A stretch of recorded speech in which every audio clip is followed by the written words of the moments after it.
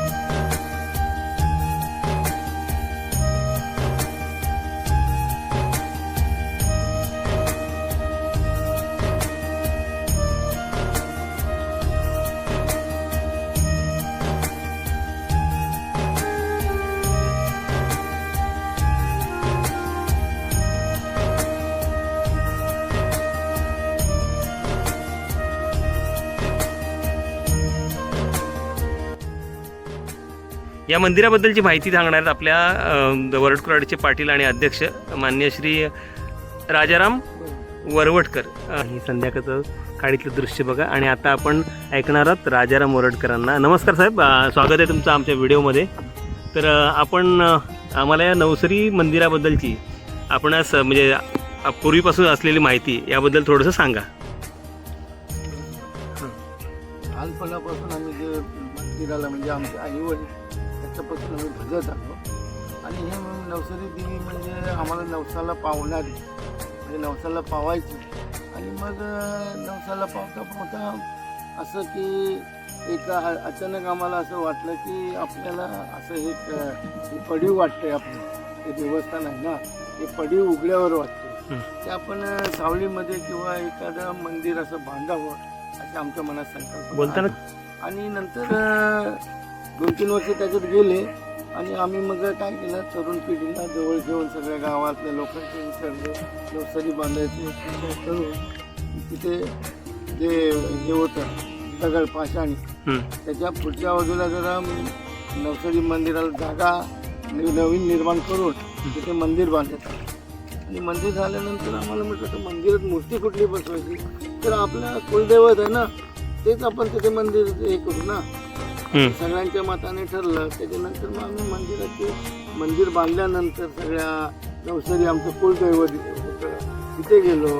धामापूरला गेलो, तिथे एक नवसारी मंदिर आहे आणि या इथे चौकशी करून सगळं प्रथेप्रमाणे म्हणजे ते नवसारी जे कड्या पाडतात त्या प्रथेप्रमाणे आम्ही गेलो, सगळ्यांकडे चौकशी केली आणि मग नवसारीचं मंदिर झाल्यानंतर आम्ही ते नवसारी मंदिर पंढरपुरात एक मूर्ती घडवून आणली.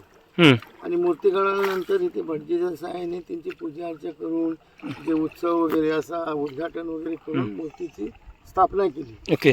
आणि मूर्ती स्थापना केल्यानंतर मग एक मोठा उत्सव केला आणि तो उत्सव म्हणजे घामापूरला जसं होतो होळीच्या म्हणजे रंगपंचमीच्या दुसऱ्या दिवशी तोच दिवस आम्ही इथे पण घेतलेला. ओके. आणि त्या दिवसापासून म्हणजे गेल्या वर्षापासून ते आमचे ते उद्घाटन सोहळा त्या दिवशी झाला आणि आतापर्यंत आता पूजा अर्चा चालू आहे. हं. हं. आमच्या म्हणण्याप्रमाणे ते आम्हाला पावली हं. नवसारी. आणि नवसारीचं मंदिर व्हावं असं आमची भरपूर वर्ष इच्छा होती, हं. ती पूर्ण झाली. ओके. आज सगळेजण खुश आहेत आणि मंदिराचं काम पण छान झालेलं आहे. ओके. आणि अजून पण याच्यात अजून काय वाटतं की तुम्हाला काय व्हायला पाहिजे होतं असं? आम्हाला पुढे जरी आम्हाला म्हणजे कसं आता आमचं स्लॅबचं मंदिर म्हणजे ह्याच्यापेक्षा मोठं व्हायला होतं, पण जागा अभावी आमचं ते मंदिर तेवढ्या जागेत आम्ही ते मावून घेतलं. आजूबाजूला जागा नसल्यामुळे असं झालं. एक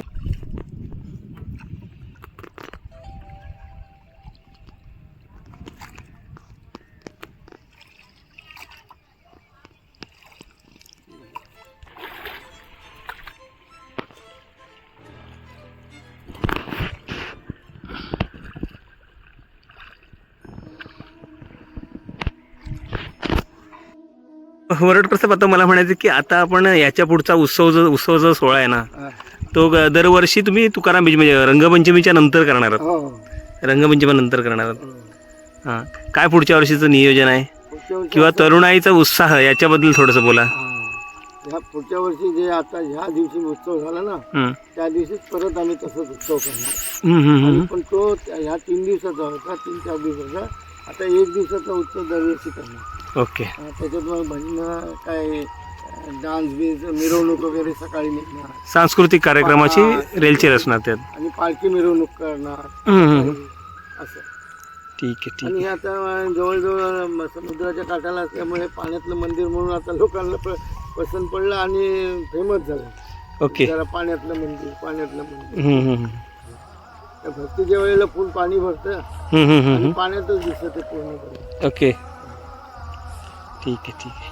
चालेल.